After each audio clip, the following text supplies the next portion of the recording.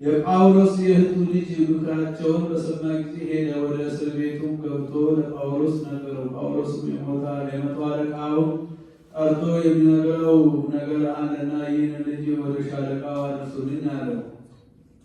የመቶ አለቃውም ልጁን ይዞ ወደ ሻለቃው ወሰደውና እስረኛው ጳውሎስ ይህን ልጅ ወደ አንተ እንዳደርሰው ለመነኝ የሚነግር አለውና አለው። ሻለቃውም ልጁን በእጁ ይዞ ለብቻው ገለል አድርጎ የምትነግረኝ ነገሩ ምንድን ነው አለው። ልጁም እንዲህ አለው፣ ጳውሎስን ነገ ልትመረምረው ልትጠይቀው ወደ አደባባይ ልታመጣው አይሁድ ሊማልዱ እንዲህ ይመክረዋል። አንተ ግን እሺ አትበላቸው፣ ሊገሉት ሸምቀዋልና እስኪገሉት ድረስ እንዳይበሉ እንዳይጠጡ እንዲህ ብለው የተማሩ ሰዎች ከ40 ይበዛሉ። አሁንም እስክትልክላቸው ይጠብቃሉ እንጂ እነሱ ቆርጠዋል።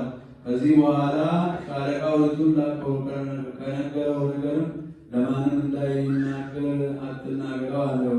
የእግዚአብሔር ቃል ፈጽሞ በላ ከፍ ከፍ አለ። ቅዱስ ቤተክርስቲያን በስቶ ተጨመረ። ምስጋና ገንዘቡ በሚሆን በጌታችን በኢየሱስ ክርስቶስ